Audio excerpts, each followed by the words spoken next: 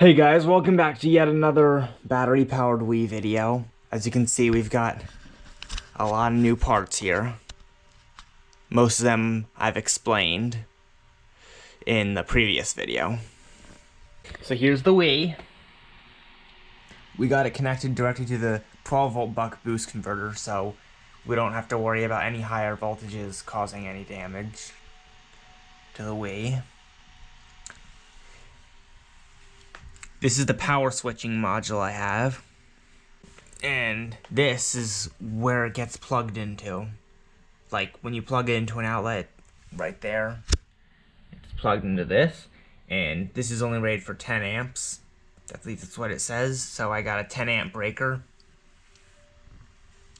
I mean, I think this will protect it, but just in case. And then right here is where it outputs. This is a buck boost converter, by the way, so it's getting 12 volts in, but right now it's set to 16.8 volts, which is for a 4S lithium-ion battery. And as you can see, we got two connections. One goes to the switching module that changes the battery power when external power is lost, and then it also connects to the charging module. As you can see, it's actually only set to 14.5 volts since I'm using a lead acid battery right now. But yeah, it's charging up. The Wii's currently running, so I'm gonna go ahead and unplug this right now, and there you go. And as you can see, this changed to a green light, which means it's on standby power, so it's on batteries right now. The red light means it's plugged in. Now, this might drain power when it's like not being used and it's unplugged, so I might have to like get rid of the lights so that doesn't drain the power. But aside from that, it works pretty well. As you can see, the Wii stayed on when it switched over, even though there are no super capacitors or anything. Like, the switching is so fast that there's capacitors in here, there's capacitors in the Wii, and I think that's enough energy to last the very short duration of no power from this, because this is only like a few milliseconds, I think. And we're gonna plug it back in. Now, there we go. Now the battery's charging again. Okay, it waits 3 seconds to switch back to external power to make sure it's stable. But yeah, it's charging again. So this will charge while it's plugged in, and then it will run off of it when it's not plugged in. Anyways, that's enough of this. Now I'll show you the next part. Okay, so this is the next part. It's a 4 USB-C port module, and it supports power delivery, which is actually something I really want for my project. So I can also use my Wii as a power bank and power other things with it. Like my Switch 2 dock, which this power bank can't do, and I'll show you why right now. This power bank only supports 5 volts. So if I plug it in, let's try something that is okay with 5 volts, like my homemade flashlight right here. If I plug it in, you know, it's gonna charge. This light should come on any moment now. Okay, so apparently it's charging. Wait, hold on. I think I know what's going on.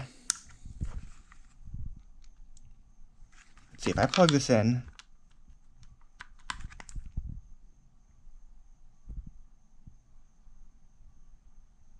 Okay, that's weird. I wonder why it's not charging. Okay, so for some reason that's not working. Let's try something else.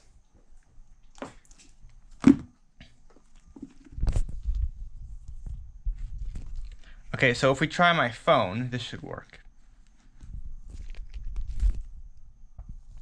Now it's charging, because this can charge from 5 volts. I can also charge my Switch 2 from 5 volts.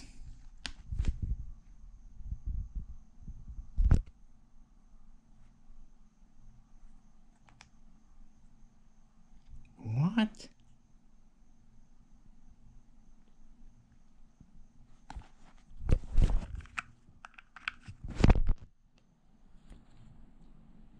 Okay, there we go. It's charging. However, let's say I want to put it on a bigger screen.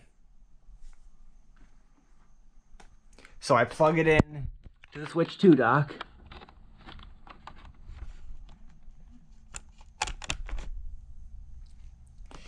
And I put this in. It's charging, but it won't go in to like the HDMI output mode or whatever it's called.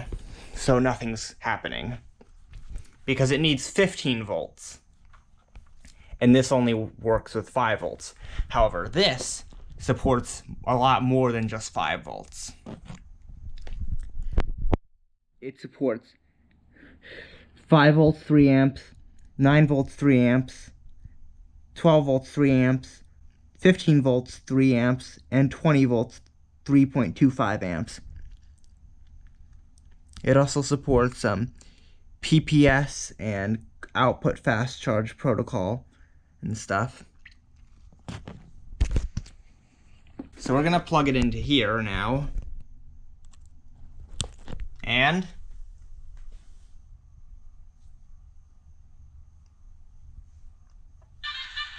there we go, it works. So yeah, that's why this is pretty important. So I can now use my Wii to power my Switch 2 dock, which a lot of small power banks like this can't do because they don't support power delivery. Or like, I mean, like they only work with 5, they can only output 5 volts. So if I go to a Mario Kart 8 Deluxe or a Mario Kart World Tournament, and there's no, and it's like the too many games one that I went to where I couldn't plug it into an outlet, I could still bring my Wii and use that as a power bank to power my dock and then my monitor. And it doesn't even use that much power. Like I'm only using about like 20 watts with my monitor and the Switch 2 dock running. So I could get about, I'd say, 4.5 hours out of the Wii's battery. Anyways, there's one last thing I want to show you guys before I end the video. Well, actually, 2 more things. Alright, so first of all, here's some of the old parts from version 1.3. That's it. And next, I got a BMS for my battery pack. I also added this connector. See, it's soldered here to everything. I tested this one and it does work. I tested its over discharge protection so far. It's a little bit below the 2.5 volt minimum. It actually shuts off at 2.4 volts, which isn't going to be a problem when the Wii's running, since its open circuit voltage won't actually go below 2.5 volts, but it could be a problem when the Wii has power but is not actually running. But I could always program the Raspberry Pi Pico 2 to disconnect power at 2.5 volts anyway itself, so this should be fine. Alright, so thanks for watching. I may or may not do one more video before I actually release the video of what the complete version looks like.